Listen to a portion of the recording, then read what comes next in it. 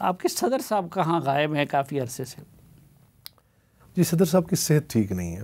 وہ ماشاءاللہ آپ کو پتہ ہے کہ بڑے ایکٹیو پولیٹکس میں ہمیشہ سے رہے ہیں اور یقیناً ان کا ایک ریاست میں بڑا نام بھی رہا ہے، خاص طور پہ تحریک آزادی کشمیر کے حوالے سے.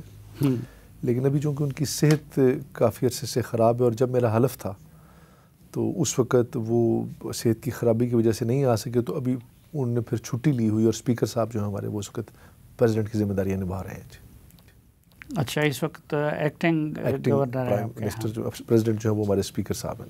اچھا، اللہ ان کو صحت دے. اور ایک شکایت باقی پاکستان کو بھی ہے کشمیر سے، اور وہ یہ کہ غیر قانونی سگریٹ کے کارخانے وہ آزاد کشمیر میں دوبارہ فعال ہو گئے ہیں. اچھا، یہ پچھلے 1-1.5 ہفتے سے یہ ایک بیانیہ بنانے کی کوشش کی گئی ہے کہ آزاد کشمیر میں سگریٹ کے کارخانے دوبارہ سے فعال ہوئے. ایسا قطعاً بھی نہیں ہے. اس کے لیے کوئی کسی بھی قسم کی بھی میں سمجھتا ہوں کہ نہ کسی کو سپیئر کیا جائے گا، نہ ہی یہ ممکن ہے. یہ ایک شاید دوبارہ سے ہمارے تک بھی یہ بات پہنچی تھی، اور ہم نے اس کے بعد بھرپور انداز میں اس کی تحقیقات بھی کروائی ہیں. اور ہم اس میں اگر کہیں سے بھی کوئی چیز ایسے سامنے آئی تو اس پہ حکومت بھرپور نوٹس بھی لے گی. چونکہ یہ پچھلی حکومت نے بھی اس پہ پورا، میں سمجھتا ہوں کہ یہ کہنے میں کوئی امر مانے نہیں کہ اس دور میں بھی غیر قانونی سگریٹ بنانے والی کمپنیوں پر بھرپور ہاتھ ڈالا گیا، اور ابھی بھی اس کا تسلسل ہی قائم ہے. اور ایسی کوئی چیز بھی اگر سامنے آئی تو اس میں کوئی بھی 0.1% بھی ہم اس میں کوتاہی نہیں کریں گے. یہ بھی شکایت ہے کہ کچھ فلور ملیں ایسی ہیں جو کہ آزاد کشمیر کے نام پہ گندم لیتی ہے اور آٹا پھر آ کے باقی پاکستان میں بیچتی ہے اس سستے ریٹ پہ. جی بالکل، یہ شکایت تو بالکل رہی بھی اور ہے بھی، جس کی وجہ سے ایک بہت بڑا مافیا جو تھا وہ اس ہمارے خلاف پچھلے عرصے میں بھی رہا اور آج بھی خلاف ہے. چونکہ وہ آٹا جو کشمیر کی عوام کے لیے اسے یہاں پر بیچ کر جو ہے منافع کمایا جاتا رہا. اور یہ بات حقیقت بھی ہے کہ جب آپ اتنی بڑی تفاوت ہوگی کہ آپ کا من آٹا جو یہاں 6,000 روپے ہے اور وہاں 2,000 ملے گا، تو آپ مجھے بتائیے کہ پھر اس میں مافیاز تو بلیک کا کام تو وہ کریں گے.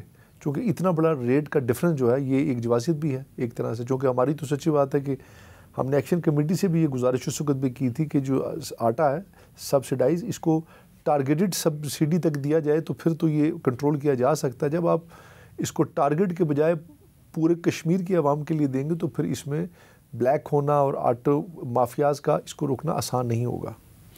اچھا، ابھی ذرا تحریک آزادی کشمیر کی بات کریں. آپ کیا سمجھتے ہیں کہ 2019 کے بعد تحریک آزادی کشمیر میں مزید طاقت آئی ہے، یا کہ اس کی وجہ سے کچھ خدا نخواستہ حوصلے پست ہو گئے ہیں کشمیریوں کے؟ بہت حوصلے پست ہو چکے تھے ہمارے.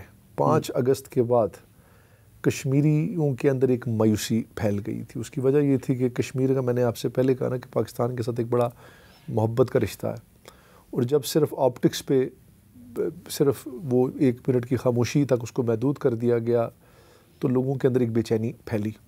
اور پھر اس میں ہمارا عوام سے گلہ نہیں تھا، لیکن ان لوگوں کے ساتھ تھا کہ جو اس وقت حکمران تھے اور ارباب اختیار تھے.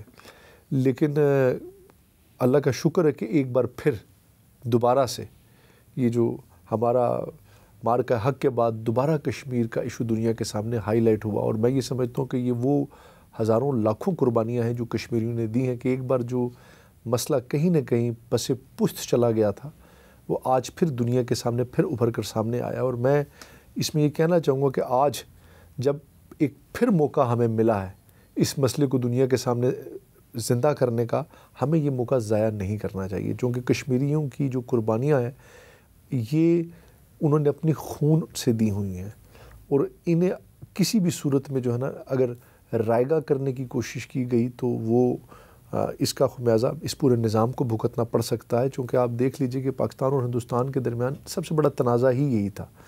تو اس تنازع کے حوالے سے ہم بیس کیمپ کی حکومت کا جو کردار ہے وہ ایک لمٹ سے آگے ہم نہیں جا سکتے. جب تک اس میں پاکستان کی حکومتیں اپنے اس کو ترجیح بنیادوں پر اس پہ فوکس نہیں کریں گی، تب تک میں یہ سمجھتا ہوں کہ ہم اب اس مسئلے کو حل نہیں کر پائیں گے. اور آج تو خود امریکہ کا پریزیڈنٹ ٹرمپ اس کو تسلیم کر چکا ہے کہ دنیا کے سامنے کہ یہ ایک مسئلہ ہے.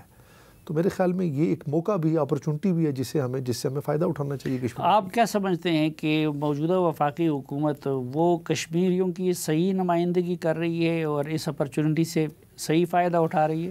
دیکھیے فائدہ اٹھانا چاہیے، فائدہ، اور دیکھیے موقع اس وقت ہمارے پاس موجود ہے کہ آج جہاں دنیا جس مقام پر کھڑی ہے، یہ ہماری بدقسمتی رہی ہے کہ دنیا اب چیزوں کو ایک معاشی اینک لگا کر دیکھتی ہے۔ غزہ میں جو کچھ ہوا، کس طرح سے معصوم بچوں کو شہید کیا گیا، بمباری کی گئی، آج کے اس دور میں دنیا میں یہ مثال ہی نہیں ملتی، لیکن دنیا بحث خاموش کھڑی رہی۔ تو یہ تو آج پاکستان کے مارکہ حق کے بعد امریکہ نے ایک اس پہ لب گشائی کر دی، اس کو تسلیم کر دیا، تو یہ پاکستان کے لیے دیکھیے ایک وقت ہے، موقع ہے کہ ایسے موقع سے فائدہ اٹھاتے ہوئے کشمیریوں کے اس معاملے کو، اس مسئلے کو بھرپور انداز میں، چونکہ پاکستان ہمارا وکیل ہے، اس کو دنیا کے سامنے لے کر آئے اور کشمیریوں کو جو ان کا جائز حق ہے، حق خود ارادیت، جس پہ وہ کبھی بھی کمپرومائز نہیں کریں گے، اس کو دلانے میں اپنا کردار ادا کریں۔ یہ ابھی انڈیا آبی دہشت گردی پہ اتر آیا ہے اور انڈس واٹر ٹریٹی کی خلاف ورزی کرتے ہوئے چناب اور جہلم اور نیلم میں پانی روک دیا ہے، تو آپ اس پہ کیا کہیں گے بطور وزیر اعظم آزاد کشمیر؟ دیکھیے ہندوستان نے تو ہمیشہ چھوٹے اور بھونڈے حربے کرنے میں کبھی کوئی تاخیر نہیں کی۔